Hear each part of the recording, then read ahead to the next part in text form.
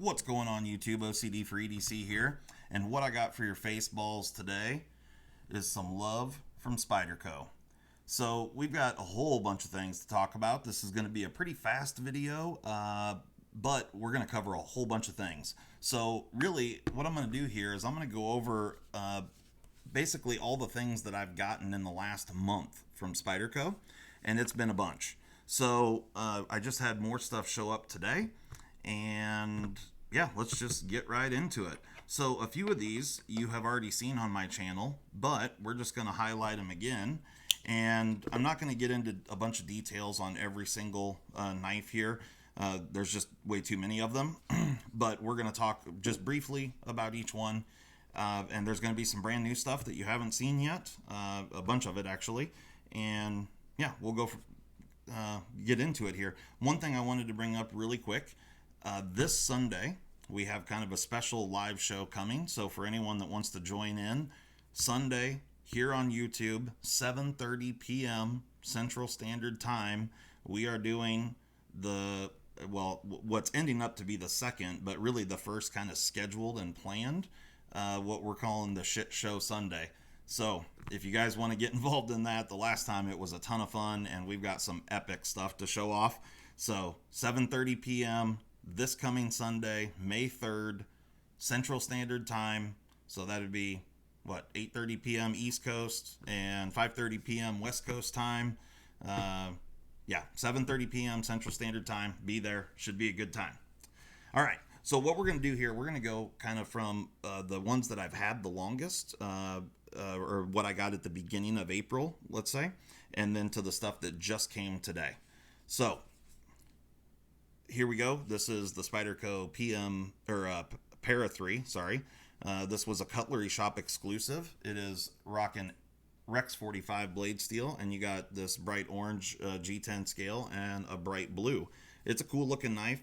They did one just prior to this that I got a couple weeks ahead of this one, and it was the same orange with a like a hunter green or a forest green color, but still Rex 45 blade steel. Cool knife. Then we have the Spyderco Ladybug in K390 blade steel.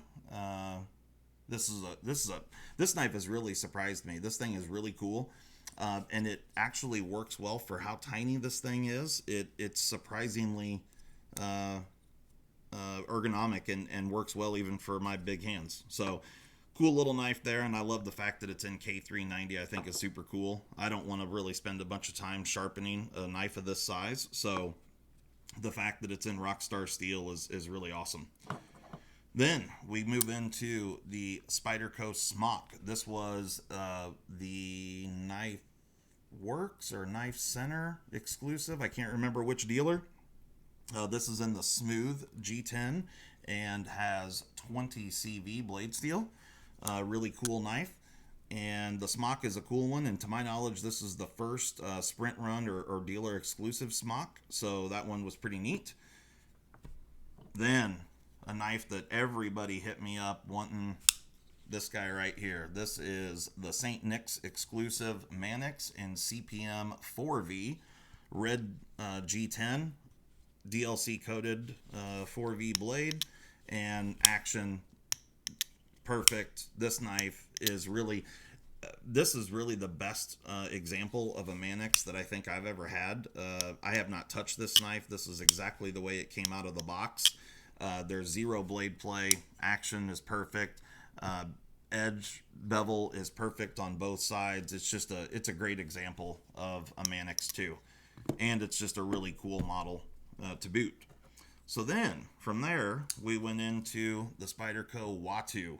The Watu is one that I've shown a couple of times on my channel, or one time I think on my channel, but it's one that I've I haven't really carried it per se, but I've just used it around the house a little bit, and just trying to get a good feeling for it. I really enjoy this knife. I really love the very thin slicey blade on this thing. It's definitely a distinct look, but I don't mind it. I think it's really neat looking. The only negative that I have on this knife is that the forward choil there, the half choil, comes around and hits you in the finger on the compression lock. Other than that, this knife is great. Build quality is great. It's perfectly centered. Uh, so, anybody that has a Spyderco Shaman will know what I'm talking about right there. It's not a big deal, and you can get it down, and once you get proficient with it, you can get your finger out of the way right at the perfect time, just like that. I haven't messed with it enough to get it perfect every time, but action's really nice, and yeah, cool knife. They've improved the laminated carbon fiber over G10 a little bit. To me, it just feels more premium. It looks a little better than what it did like back on the Sages. So yeah, cool knife for sure. I like the Watu. It's a good one. All right, then we get into a sprint run. The PM2 in CPM S45 VN with these really, really cool, I don't even know exactly what they're calling this color, but this really cool milling pattern on the G10. I don't remember exactly what they're calling the milling pattern either. I've been busy with work and had a lot of stuff going on. But it's a cool knife, no doubt. And the S45 VN is something that's pretty interesting and new, and that's cool. I've heard a lot of pushback on it in the very beginning, but now that these knives are actually hitting the streets, I think people are warming up to it pretty fast. The reality is that S30V has been around for, I think, close to 20 years or maybe even longer than that. And S35 VN has been around for over 10 years. So it's not like, people were acting like, oh, these new steels are coming out every 2 months and blah, blah, blah. And it really isn't like that. I know maybe it kind of seems that way because there's so many new knife models coming out and whatnot. But when it comes to CPM Crucible making these steels, it's been a long time. S35 had a really, really good run, and it's still being used, and it's still going to be used a ton. And also, the fact that S45 is now on the available, it's going to make knives in S35 cheaper, and that's cool, So you're going to end up being able at some point to buy a knife that has S35 VN for like $50, and we're probably not terribly far away from that happening. So anyway. Cool thing, the PM2 and S45 VN, it's definitely a cool one. So now we're getting into stuff that I received more recently. And, if I don't drop stuff here. So we have a pair of these, and we have the Endura and the Delica. And these are both Sportsman Warehouse exclusives. Both of them are in VG10 blade steel. Both of these are made in Seiki City, Japan. And both of these are rocking the glow-in-the-dark Zome pattern FRN scales. It's really cool. I like this better than the stock glow-in-the-dark. The Zome adds a lot of interest to it.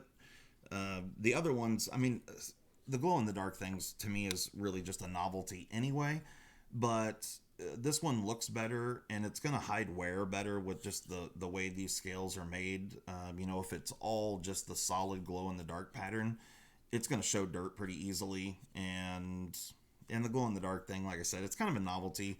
But these actually look really interesting when you get these glowing good, which like a little UV flashlight works extremely well for doing that.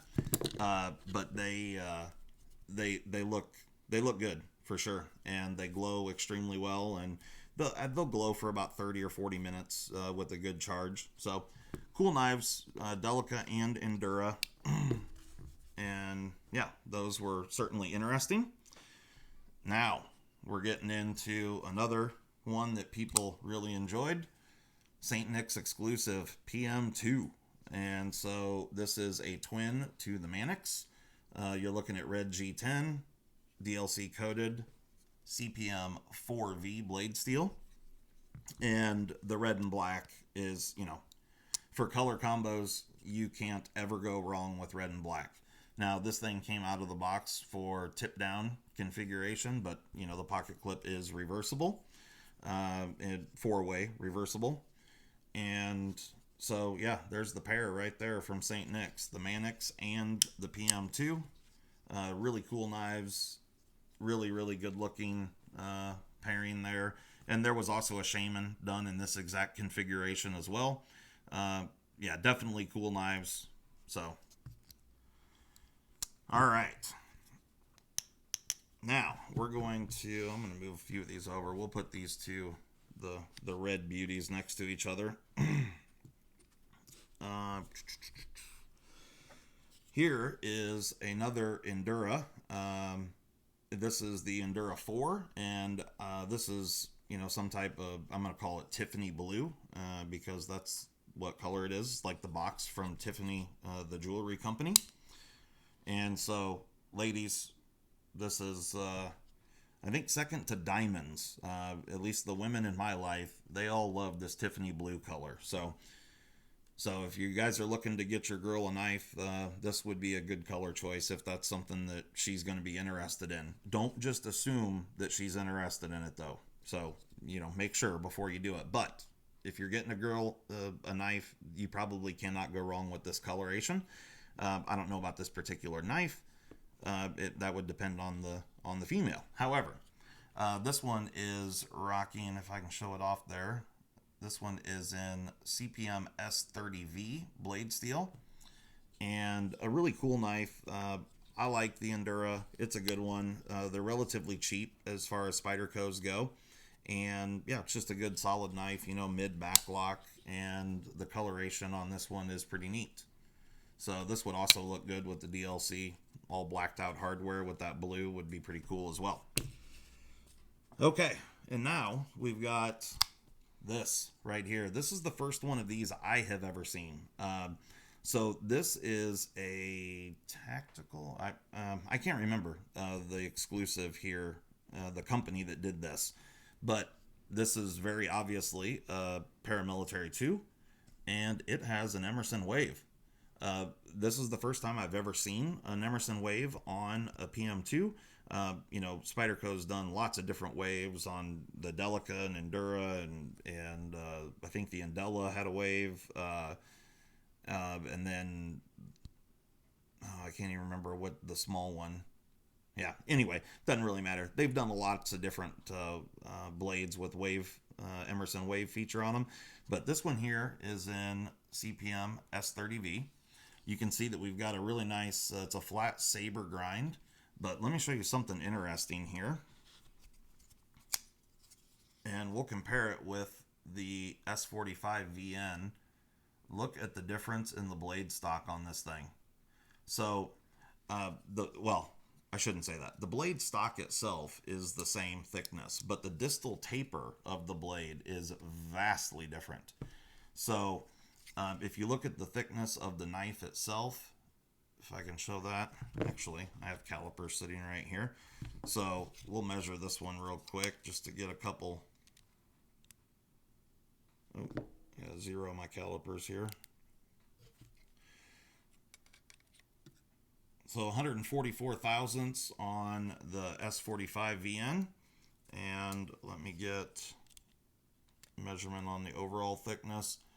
448 thousandths right there, so just a little bit under a half of an inch. And here on this Wave the Emerson Wave PM2, you got 451 thousandths, so it's just ever so slightly thicker. But the blade stock, 142 thousandths, so it's actually just a tiny bit thinner overall blade stock. However, that thickness carries all the way out to the end. So you've got, 144 thousandths out at the end. This blade is significantly heavier than the standard PM2. You can see how tall that secondary bevel is. And I'm just going to give you a thickness behind the edge here real quick. I'm just going to measure it in one spot here. Wow. So, yeah, it's about 40 thousandths. 41 thousandths. Just to put that into perspective on this S45 VN, 22 thousandths. So about twice the thickness behind the edge. And let me move a couple things over here. Get a scale in here. So if you wanted a hard use PM2, this is going to be your guy. This thing has so much blade stock out towards the end some people talk about the PM2 as having a fragile tip. I personally have never broken the tip on one, but I know that that's something that has happened. I've seen pictures and whatnot. There is a substantial amount of distal taper. For those that don't know what I'm talking about, it's the taper of the blade stock as it makes its way to the tip.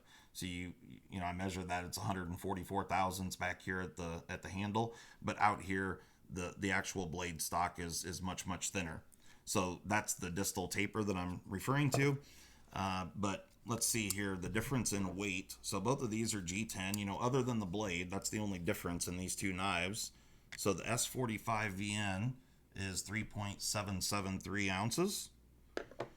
And the one with the Emerson Wave, 4.2 ounces. So definitely heavier. And that, like I said, it's 100% due to that blade and how thick the blade is and how much blade stock it carries all the way out to the end.